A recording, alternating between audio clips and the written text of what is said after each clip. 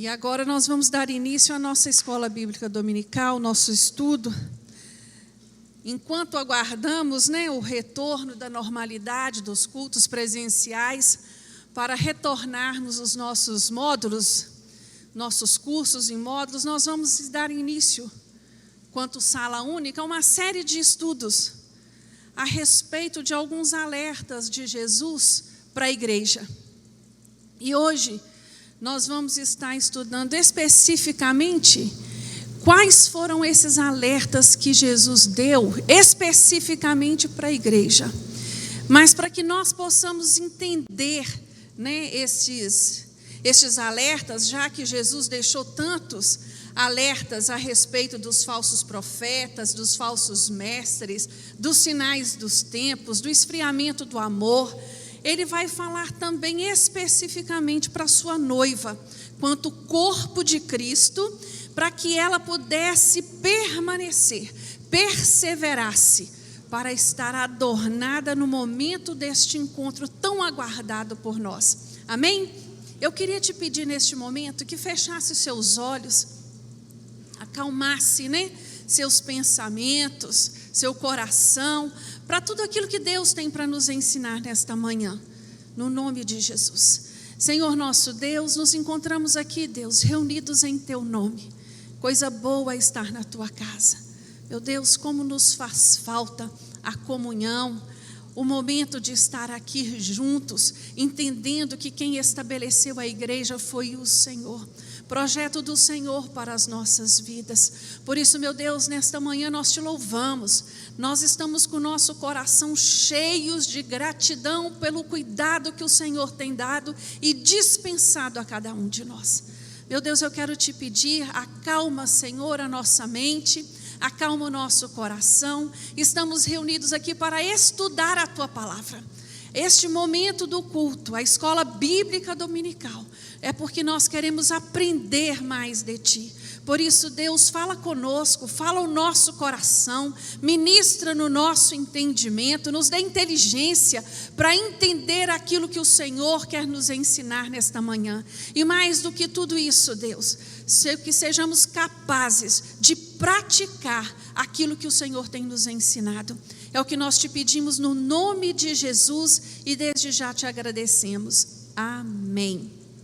O título da nossa lição é Alertas dados por Jesus. O nosso texto básico é Apocalipse 3:13, que quer dizer o seguinte: quem tem ouvidos, ouça. Vamos falar todos juntos? Quem tem ouvidos, amém, amém.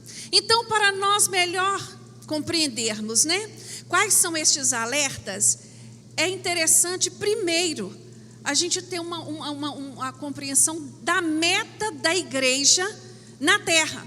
Partindo do princípio que a igreja é o corpo de Cristo, e quanto corpo de Cristo aqui na terra, ela é formada por vários membros. Estes membros somos eu e você. Uma classe gigantesca de homens e mulheres de diversas situações, de diversas formações, de diversas capacidades, que juntos, de uma forma coletiva, têm formado esse corpo. E é lindo nós olharmos a obra de Deus, porque a gente vê que é uma obra diversificada, não é? A obra do Senhor, ela não é uniforme. Como quando nós olhamos para a natureza, nós vemos essa diversidade. E dentro do corpo de Cristo também. Nós somos homens e mulheres dotados espiritualmente, capacitados espiritualmente, para fazermos parte deste corpo. Então, primeira coisa que o crente tem que entender é que ele pertence um ao outro. Não tem como eu ser corpo sozinho. Nós pertencemos uns aos outros, ministramos uns aos outros e precisamos uns dos outros. E é lindo porque quando vamos ver Jesus ministrando aos discípulos, e ele vai dando ali as suas últimas instruções àqueles homens, ele vai dizer a eles: olha, É o amor que vai envolver vocês uns aos outros, que vão dizer quem vocês são. Então é nessa dependência que nós temos uns dos outros, como um só rebanho, é que nos identifica como corpo de Cristo, como a igreja do Senhor. Nós precisamos entender também que a igreja, ela foi estabelecida por Deus. Por favor, abra para mim em 1 Coríntios 12, 18 e 1 Timóteo 3, 15. Quem está com o microfone, lê, por favor. 1 Coríntios 12, 18. Mas agora Deus colocou os membros no corpo, cada um deles como quis. 1 Timóteo 3, 15. Para que, se eu tardar, fique cientes de como se deve proceder na casa de Deus, que é a igreja do Deus vivo, coluna e baluarte da verdade. 1 Timóteo, nós encontramos Paulo escrevendo a Timóteo, dando algumas instruções a Timóteo. E esse versículo é lindo, que ele fala assim, olha, caso eu me atrase em estar com você, em ir te visitar, em te ver, eu quero te dar algumas dicas de como você deve andar, como você deve proceder na casa de Deus, a igreja de Deus. Muitas pessoas, nós tivemos algumas correntes, vinda do fundo do inferno, levantando questionamentos da reunião da igreja, vindo com o intuito de tirar o valor que isso representa diante de Deus, e que não havia necessidade das pessoas se reunirem, não havia necessidade de um templo, que não havia essa necessidade. Muitas pessoas disseram que a igreja é coisa do homem, invenção do homem. Mas quando vamos estudando a palavra de Deus, fica tão claro, tão nítido, que desde o princípio o Senhor já tinha preparado e estabelecido este projeto para o homem, que é a igreja. Então nós já sabemos que a igreja é o corpo de Cristo, nós já sabemos que ela foi estabelecida por Deus, que ela é edificada por Jesus. Leia para mim, por favor, Efésios 4, 11 e 12. E ela também, ela é com o objetivo para nós congregarmos, o objetivo de congregar o seu povo. Primeiro leia Efésios 4, 11 e 12, e depois Romanos 9, 25. E ele mesmo deu uns para apóstolos, outros para profetas, outros para evangelistas e outros para pastores e doutores, querendo o aperfeiçoamento dos santos para a obra do ministério, para a edificação do corpo de Cristo. Romanos 9, 25. Assim como também diz o Senhor em Oséias, chamarei povo meu ao que não era meu povo, e amada a que não era amada. Então, quando vemos aqui em Efésios, quando Jesus, a palavra nos diz que ele deu uns para pastores, outros doutores, outros para evangelista, para o aperfeiçoamento de quem? Meu e de você. Para o nosso aperfeiçoamento. Para que motivo nós iríamos ser aperfeiçoados?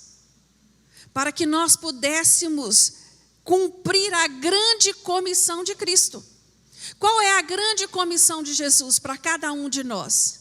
Ide e pregai o evangelho. Agora, tem como eu pregar algo que eu não conheço? Tem como eu testemunhar de algo que eu não vivo? Tem como eu falar de alguém a quem eu não fui apresentado?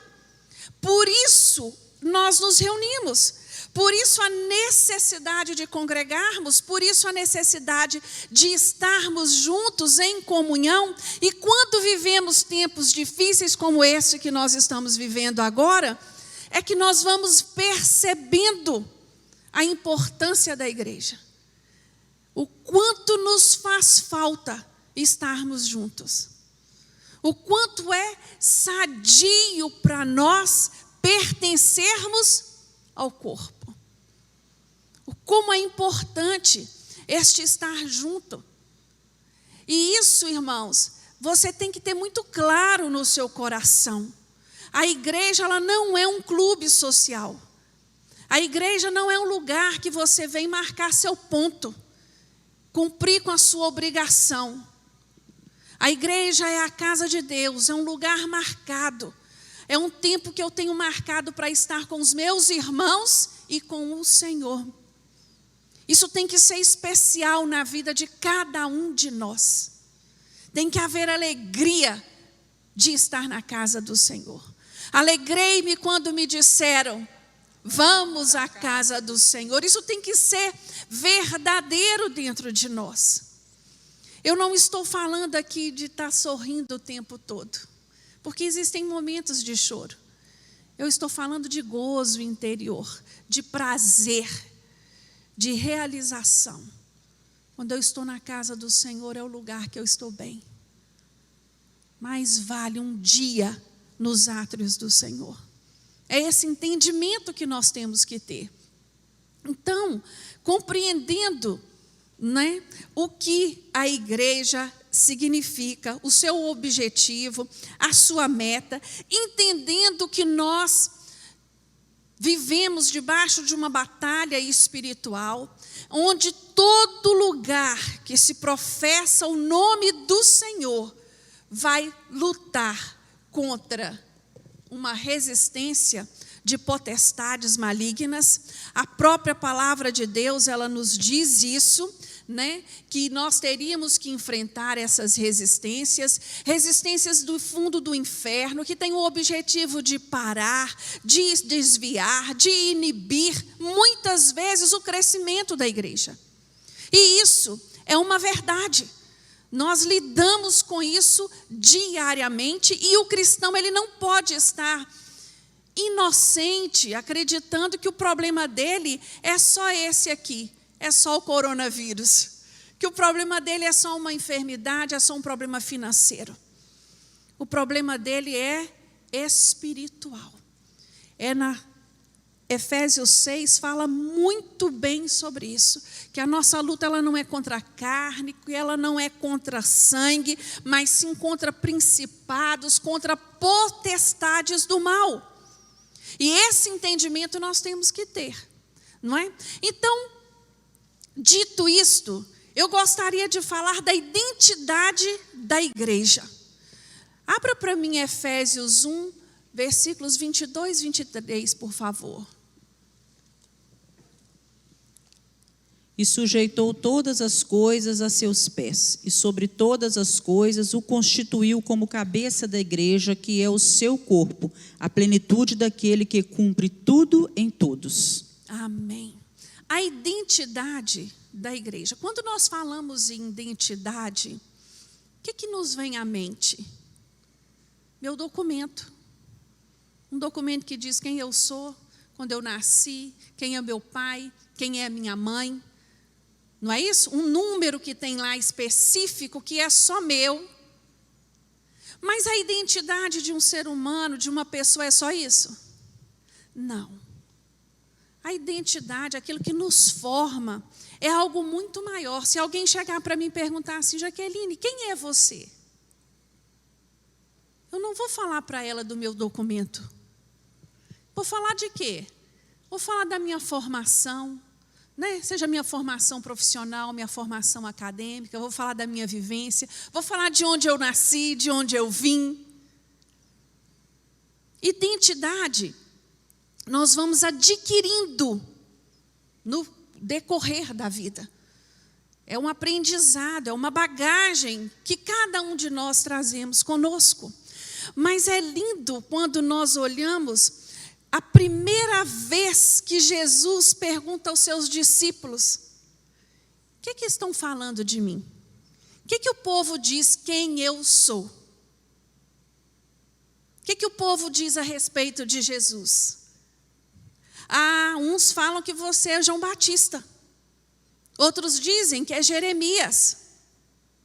Outros dizem que é profeta, que é Elias.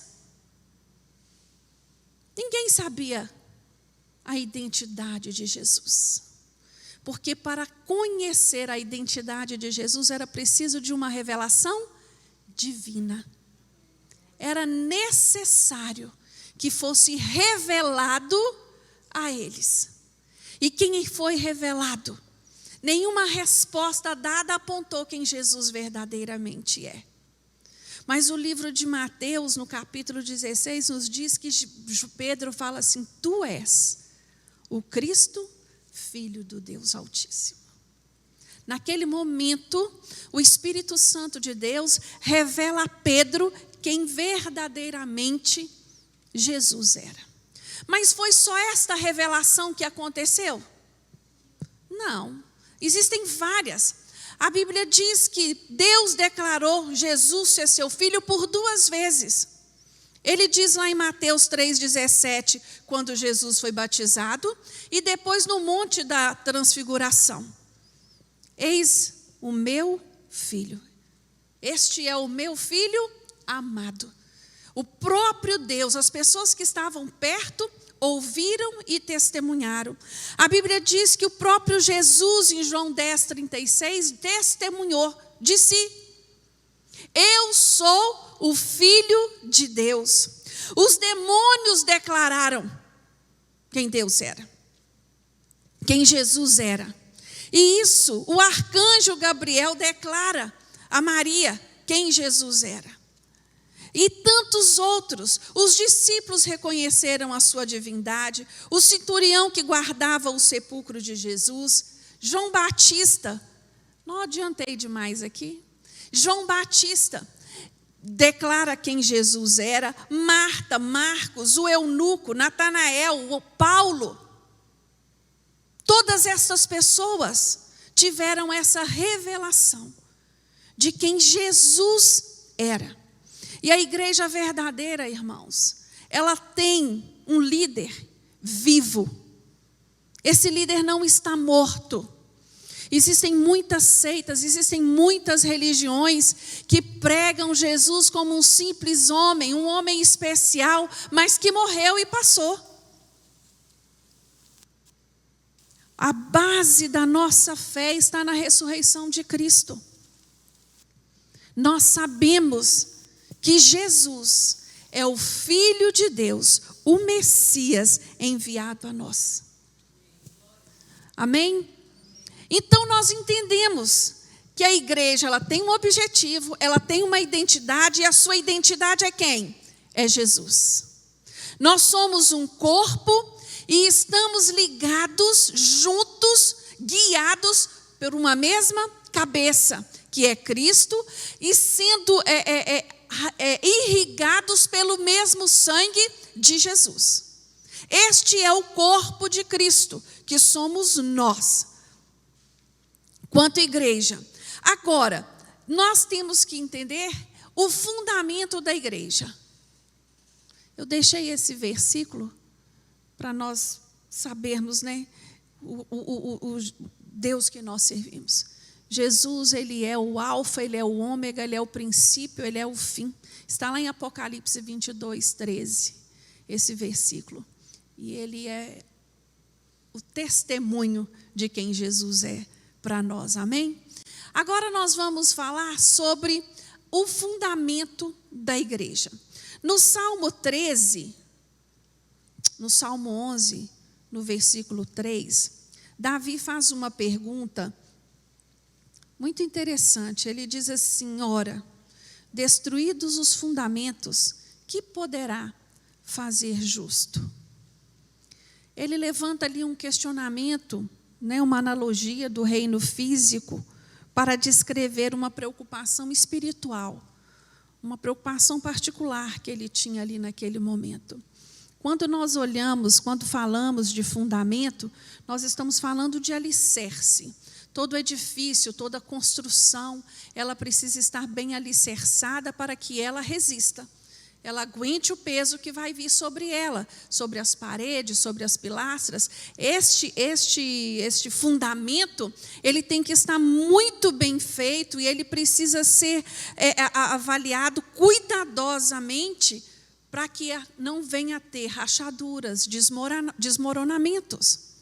Nós, quando falamos do fundamento da igreja, uma igreja fundada num terreno tão minado que é a terra, onde vivemos, minado pelo nosso inimigo, tanta coisa degradante, tanto pecado, tanto problema. Nós temos que tomar cuidado para perceber este fundamento, como ele foi feito, com seus detalhes, com seus cuidados. E isso é interessante porque a Bíblia diz que a igreja, ela foi edificada sobre os profetas e os apóstolos. E a Bíblia também nos diz que a igreja foi edificada pela pedra de esquina, que é Jesus. Que é Jesus. Ali, naquele texto, assim diz o Senhor: vede, assentei em Sião uma pedra já aprovada, uma pedra preciosa. Está lá em Isaías. A pedra de esquina é a pedra que sustenta, é que dá o equilíbrio, é que mantém o esquadrio certinho do que tem que ser feito. E o fundamento da igreja, por muito tempo, algumas religiões acreditaram ser Pedro, por causa de um diálogo que acontece entre Pedro e Jesus. Se nós realmente, Pedro fosse o fundamento da igreja, se Pedro fosse a base da igreja, a base deste edifício, vocês acham que nós estaríamos aqui? Nunca. Já tinha ruído essa fundação há muito tempo, não já? Ela já tinha ruído. Porque a base da nossa fundação é qual? A ressurreição de Jesus.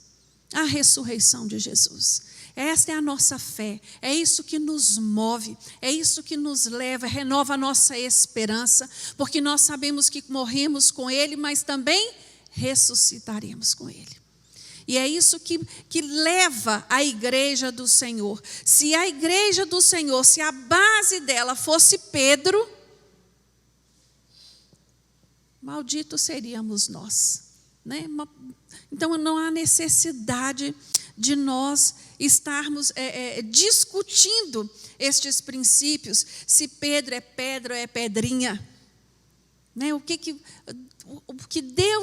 Jesus estava dizendo a Pedro naquele momento era a fala de Pedro, estava se referindo à fala dele, né? E Pedro entendeu perfeitamente o seu papel de presbítero.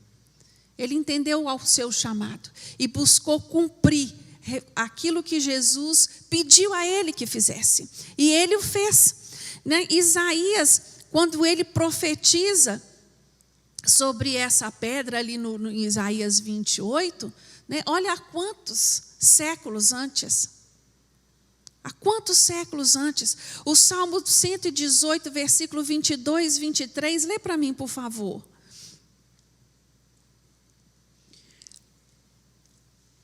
Aberta aqui em Isaías 28, 16. Esse já está lá na referência.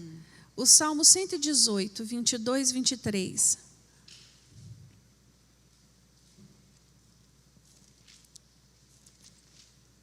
A pedra que os construtores rejeitaram, essa veio a ser a pedra principal, angular. Isso procede do Senhor e é maravilhoso aos nossos olhos.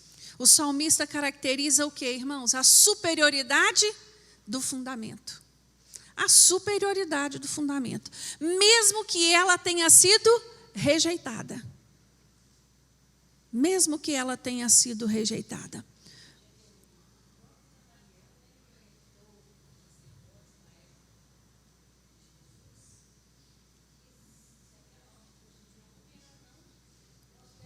Uhum.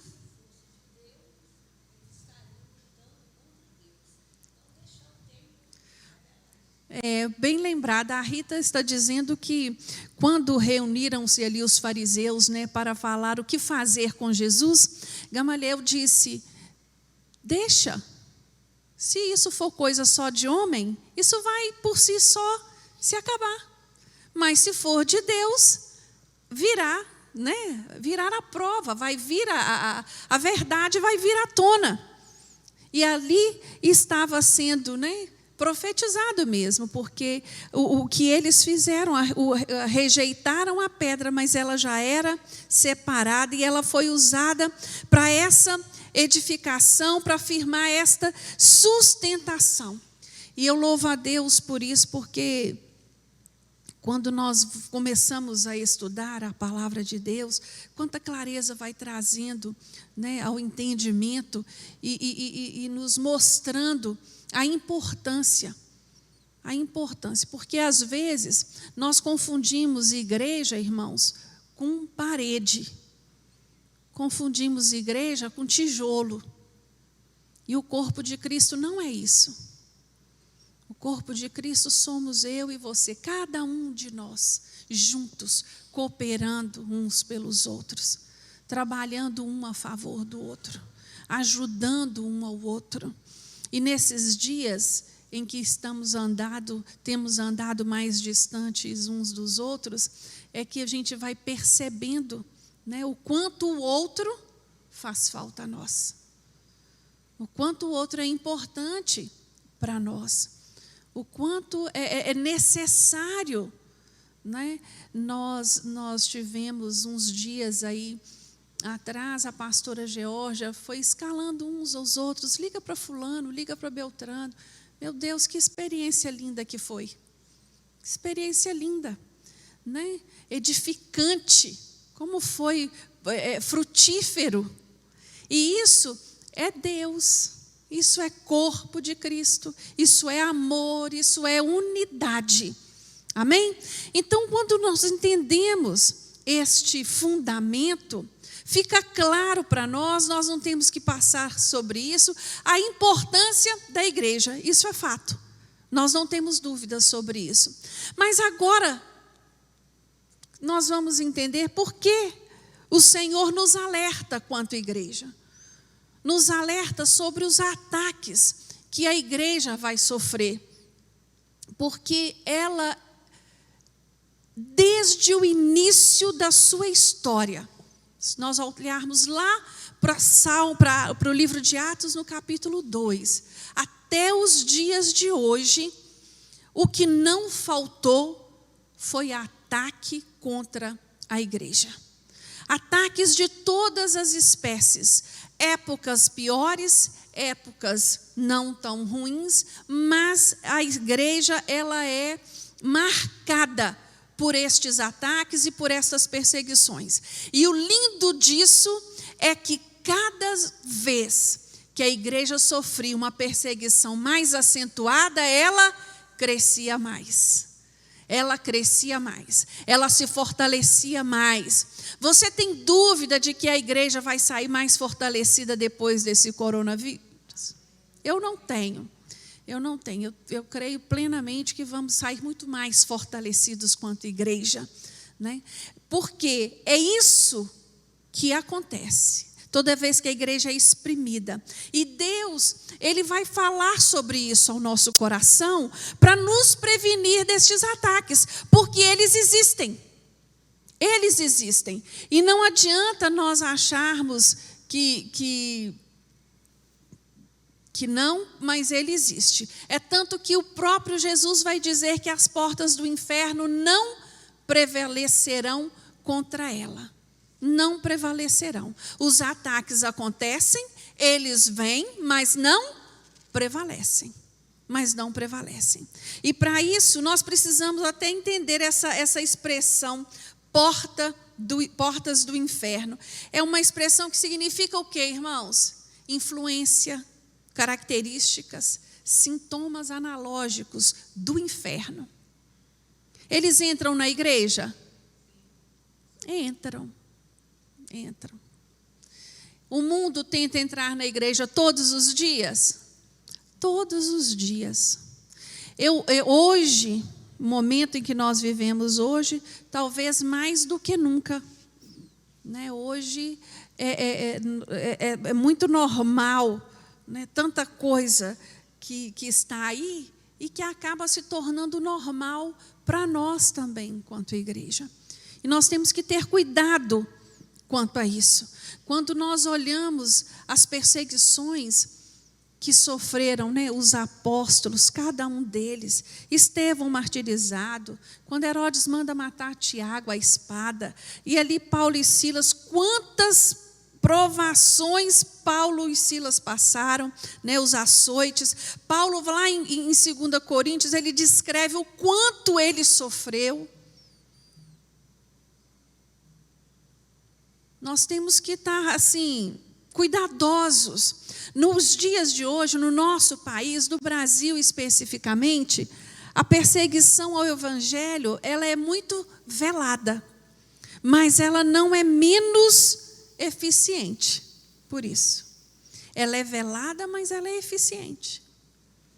Nós vivemos sobre ataques arquitetados assim, bem estrategicamente. E isso atacam os nossos filhos, atacam a nossa família, não é? Às vezes na escola, às vezes no ambiente de trabalho. E nós vamos vendo isso acontecer. E uma das ameaças mais graves, no meu ponto de vista, a respeito da igreja do Senhor, são os ataques feitos às autoridades da igreja. Toda vez que há um levante contra a autoridade da igreja, quem sofre é o corpo, quem sofre é o rebanho. E Satanás tem sabido usar dessa ferramenta, né, nos nossos dias. Ele tem entendido como fazer. Eu gostaria de pedir para que lesse para mim, lá em Judas, o último livro lá da Bíblia antes de Apocalipse, Judas capítulo 1, versículo 11. É interessante que quando Jesus fala a Pedro sobre a igreja, ele vai dar uma autoridade à igreja e vai dizer, né, que aquilo que fosse ligado na terra seria ligado no céu. E aquilo que fosse desligado na terra seria desligado no céu. Chave é uma expressão que diz muito sobre autoridade. Sobre autoridade. E hoje, nos dias de hoje, eu penso que a maior dificuldade que nós temos hoje é de entender o significado dessa palavra. Da palavra autoridade. Hoje as pessoas, elas não têm respeito pela autoridade, seja ela de que nível for. Se você é professor, você percebe isso dentro de uma sala de aula, a falta de respeito à autoridade do professor. Se você é um oficial, um militar, um policial, você vê a falta de respeito das pessoas à figura de uma polícia. Na minha infância, queria fazer medo na gente, era falar assim, eu vou chamar a polícia, olha a polícia vindo ali. Então assim, outro dia eu estava vindo, devia ser umas 6 horas da tarde, eu vi um policial, uma viatura, fazendo uma blitz num carro com 3 jovens. O que eu não tinha percebido que estava acontecendo, só percebi quando ouvi os gritos do policial com o rapaz. E o policial gritava para ele assim, punha a sua cara na parede. Eu não sou seu pai, eu não sou sua mãe. Se você não está acostumado a obedecer, você vai obedecer agora. E deu aquele empurrão naquele rapaz na parede. E ele continuava, sabe, retrucando. E eu falei, meu Deus, que coisa mais triste. Os outros 2 quietinhos, mas tinha um ali que estava obstinado a responder. O motivo que foram parados, não sei. Eu só sei que eu fiquei pensando assim, será que esse rapaz não está percebendo que ele corre risco? E o policial com a arma na mão, gritando com ele. Isso sabe o que é, irmãos? Falta de senso de autoridade. Quem é que manda? Quem é que está mandando naquele momento ali? Quem é a autoridade daquele momento? E isso reflete aonde também? Dentro da igreja. Nós temos dificuldades. Nós temos dificuldade. E Judas é um livro pequenininho, mas eu te aconselho a ler depois. Judas, ele estava preocupado com isso, com a autoridade da igreja. E ele vai falar no versículo 11 algo muito sério. Lê para mim, por favor. Ai deles, porque entraram pelo caminho de Caim e foram levados pelo engano do prêmio de Balaão e pereceram na contradição de Corá. Judas vai usar aqui 3 exemplos do Velho Testamento: Caim, Balaão e Coré. Os 3. Esses 3 homens não eram qualquer pessoa. Primeira coisa que ele diz é: eles saíram para o caminho de Caim. Qual foi o caminho de Caim? Se nós formos recordar lá em Gênesis capítulo 4. Qual foi o caminho que Caim escolheu cruzar? O caminho da inveja. O caminho da falta de fé, né? O caminho da falta de amor. Caim, ao invés de amar seu irmão, o que ele fez? Ele odiou.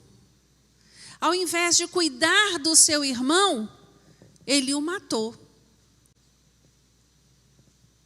Caim, ele ao invés de ser amigo de Abel, ele o odiou. Quando eu olho para aqueles 2 sacrifícios de Caim e de Abel, me chama muito a atenção, porque se nós olharmos o sacrifício que Caim vai levar, vai ofertar a Deus, um cesto cheio, não é isso que a Bíblia nos diz? Ali devia ter espiga de milho, ali devia ter frutas, ali devia ter uva, né? O cultivo da lavoura de Caim. Cultivar uma lavoura leva-se tempo e dá muito trabalho. O resultado da colheita dele foi trabalhosa. A oferta dele ali deu trabalho. Foi trabalhosa. Mas a Bíblia diz que Deus olhou para a oferta de quem? De Abel, que foi uma pequena ovelha. Provavelmente, quando aquela ovelha nasceu, Abel verificou ela toda, e ela era perfeita. Ela não tinha um defeito. Abel separou aquela ovelha para ofertar a Deus. Simples, decidido, resolvido. Ela é o melhor animal que eu tenho. Quando Abel toma essa atitude, ele está dando ali um ato de fé. Por quê? Abel pega uma ovelha que poderia vir dar outras ovelhas, né? Ela vai ser imolada, ela vai ser sacrificada para que a sua gordura fosse queimada. Caim, quando olha para aquilo ali, ele fica tomado de ciúme, tomado de inveja e um desejo de possuir. É muito triste nós pensarmos que dentro da igreja existem esses tipos de sentimentos. Sentimentos de ciúme, sentimentos de inveja, sentimentos de desejo de possuir o lugar que o outro ocupa. E isso é muito grave, porque talvez nós não venhamos a cometer um assassinato, literalmente, como Caim fez, mas matamos muitas pessoas espiritualmente com este tipo de atitude, com este tipo de comportamento. E você olha para a palavra de Deus, você vê que até hoje, Hebreus 11:4 fala da oferta de Abel. Até hoje falamos dessa oferta de fé.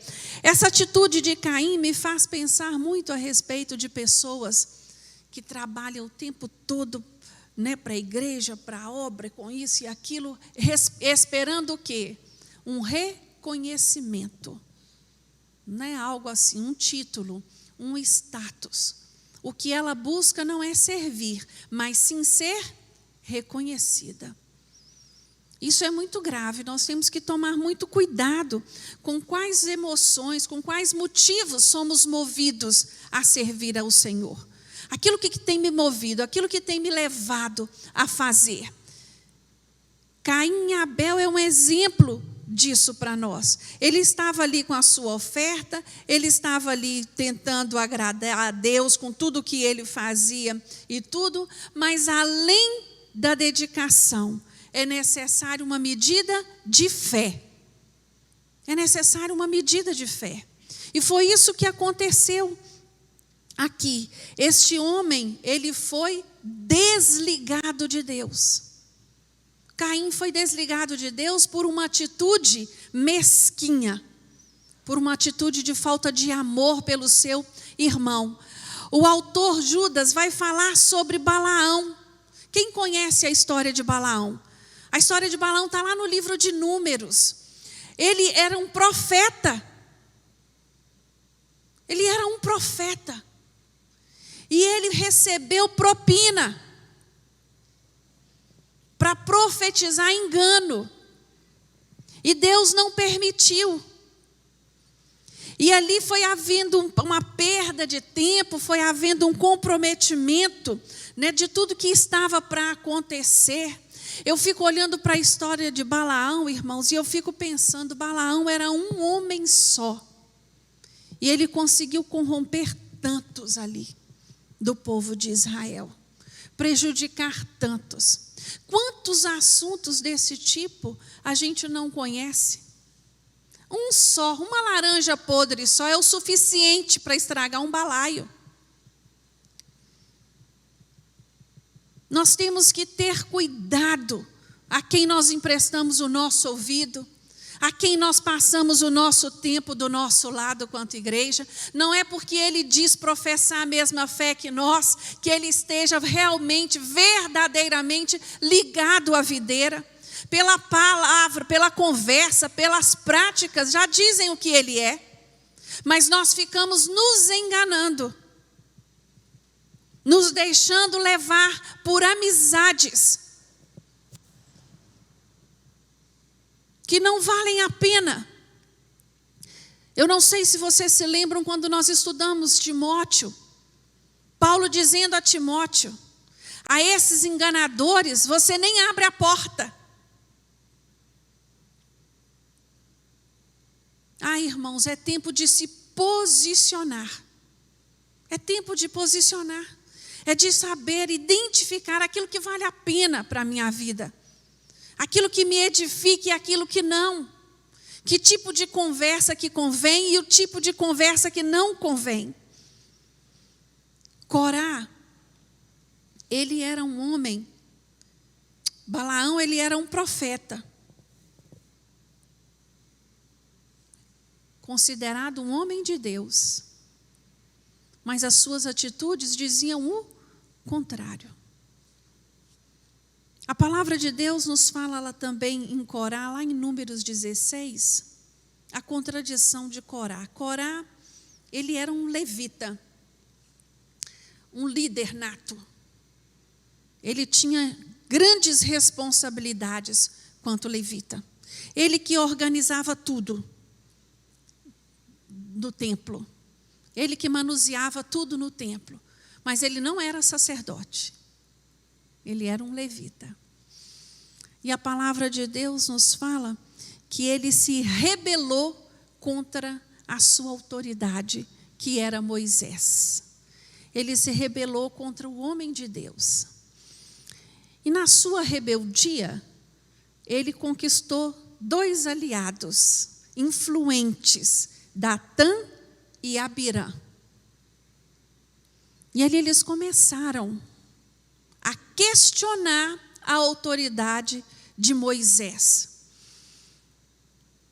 E é interessante porque quando nós chegamos no livro de Números, já tem uma boa caminhada de Moisés liderando aquele povo, não tem? Já tem uma boa experiência, vivência de que Deus verdadeiramente era na vida de Moisés. Já tinha se passado um bom tempo ali juntos para saber quem Moisés era. Mas eles estavam cansados daquilo talvez. E decidiram se rebelar contra Moisés. Estes 3 homens conseguem trazer para si 250 homens importantes, chamado maioria da congregação, maiorais da congregação.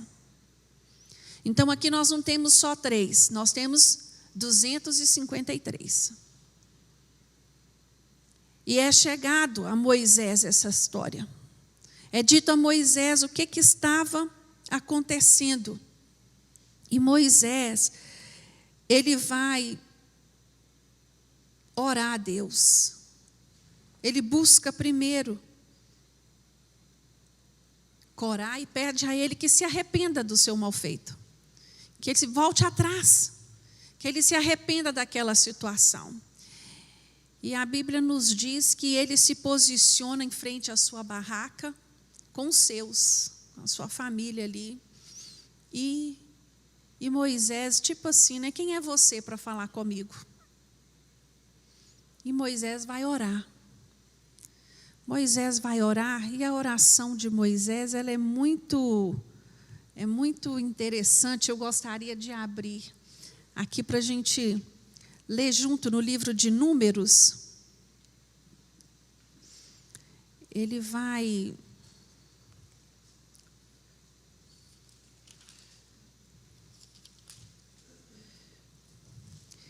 Moisés vai olhar assim, vai tentar, né, reconciliar, como não houve. Ele no versículo 28, no capítulo 16 de Números. Então disse Moisés: nisto conhecereis que o Senhor me enviou a fazer todos esses feitos que de meu coração não procedem. Pode continuar. Se estes morrerem como morrem todos os homens, e se forem visitados como se visitam todos os homens, então o Senhor me não enviou.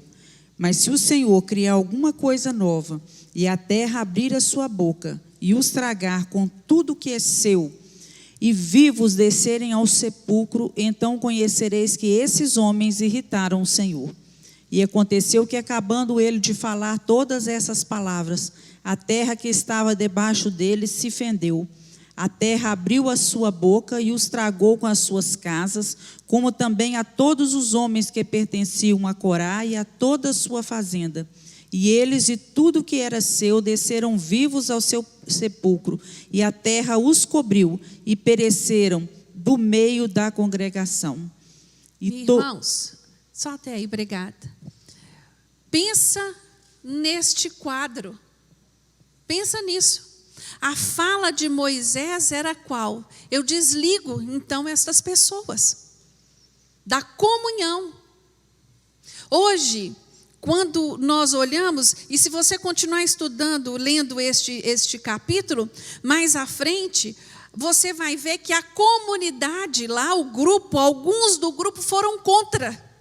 Se rebelaram contra Moisés pelo que Moisés havia orado e pelo que havia acontecido. E nesse levante, no versículo 49, nos testifica que morreram 14.700 pessoas. Nós temos que tomar muito cuidado nesse tipo de rebeldia. Pessoas que se levantam contra a autoridade do Senhor. Homens que Deus levantou como autoridade. Porque há um preço a ser pago todas as vezes que você se rebela. Há um preço.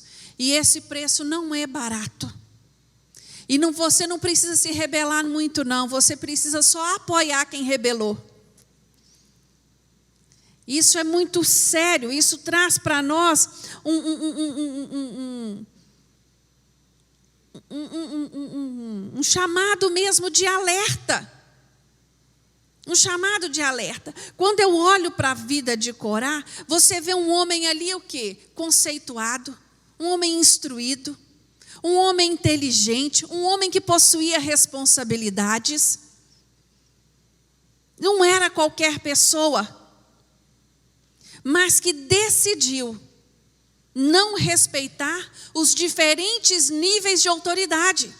E quem estabelece estes níveis de autoridade na administração da igreja? Nós vimos no início, o próprio Deus. O próprio Deus. A Bíblia diz que Ele chama e Ele capacita aquele que Ele chama. Nós vimos que Ele chama uns para doutores, outros para mestres, outros para evangelistas, outros para pastores. Isso para edificação do corpo.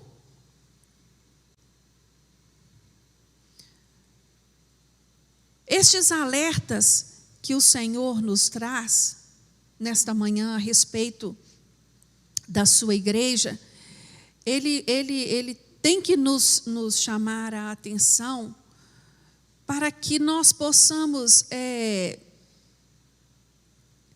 reconhecer, estarmos em vigilância diante de determinadas falas, diante de determinadas conversas.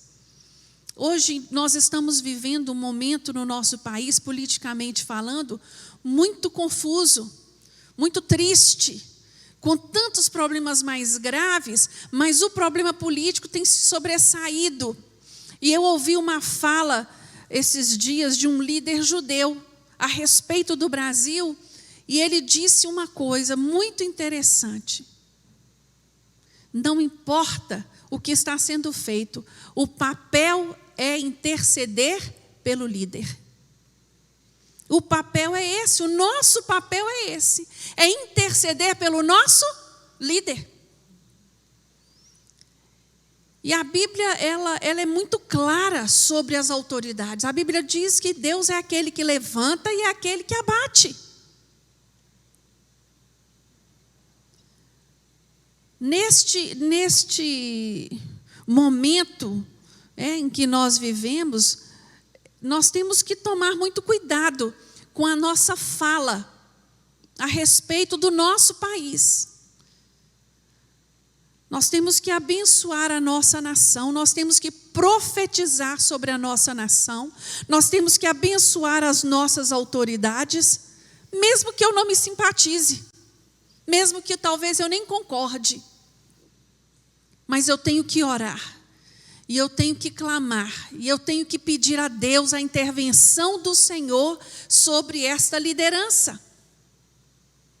Por cada autoridade constituída do nosso país, o nosso papel quanto cristão é orar, é interceder. Este é o nosso papel. Respeitar as nossas autoridades, evitar dissensões, conflitos dentro da igreja, evitar conversas contrárias.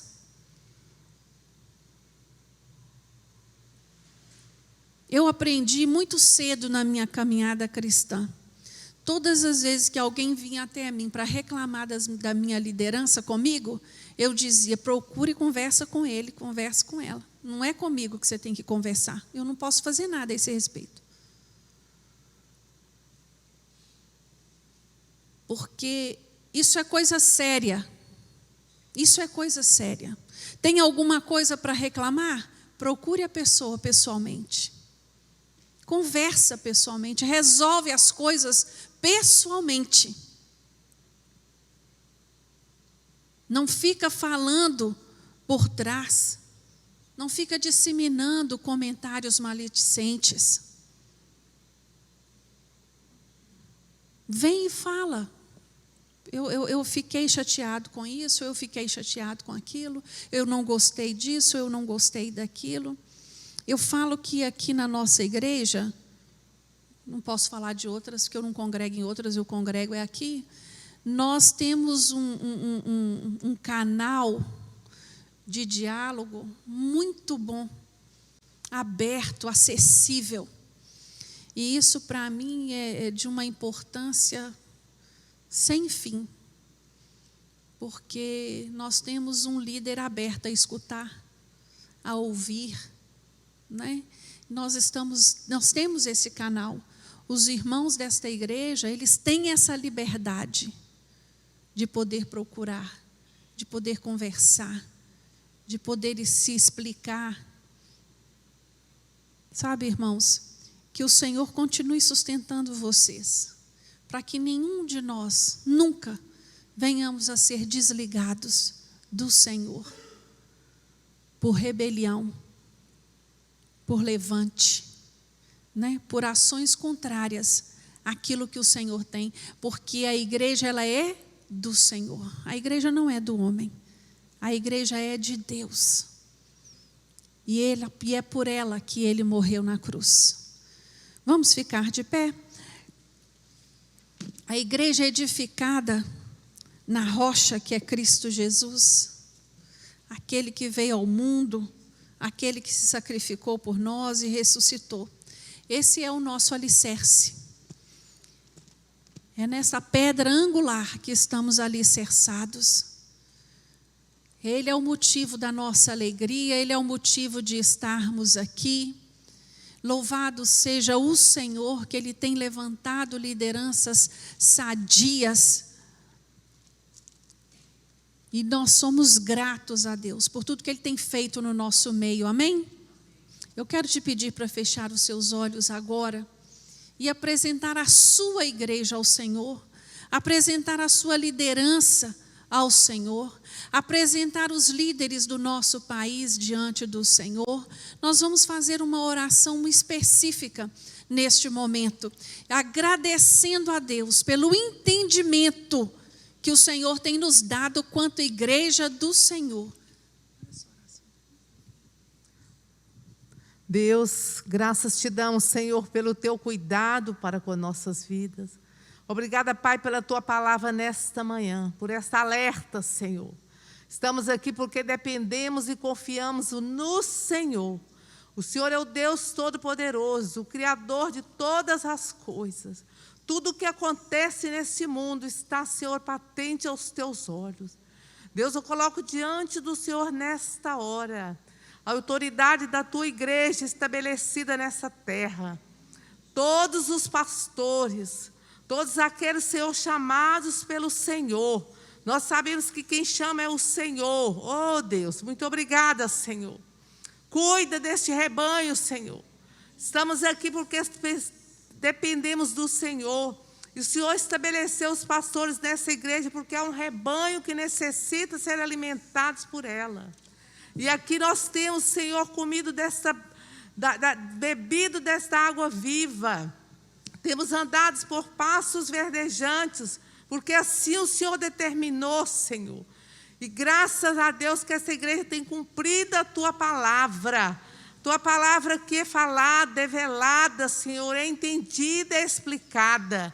E nós estamos aqui porque nós reconhecemos que o Senhor é Deus nessa igreja e não há outro além do Senhor.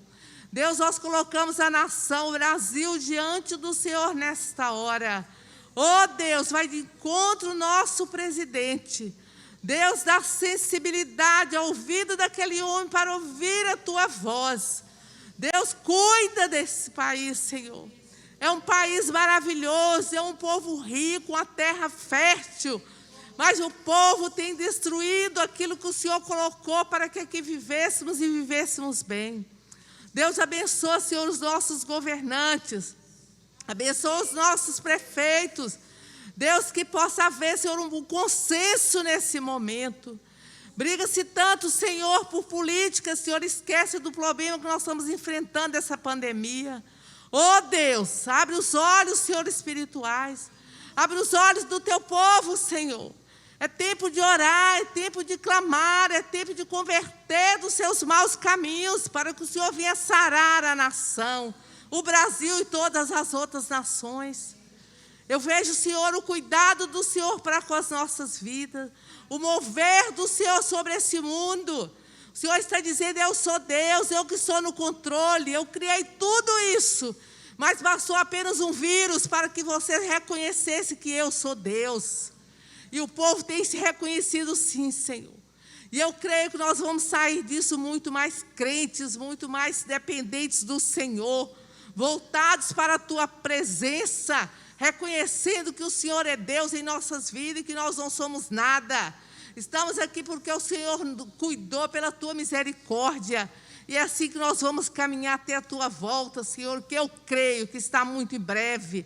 Muito em breve o Senhor vem buscar a tua igreja Por isso, o Senhor está ensinando, alerta, mandando essas alertas para que possamos converter dos nossos maus caminhos e caminhar na Tua presença. É que oramos nesta manhã, em nome de Jesus. Amém.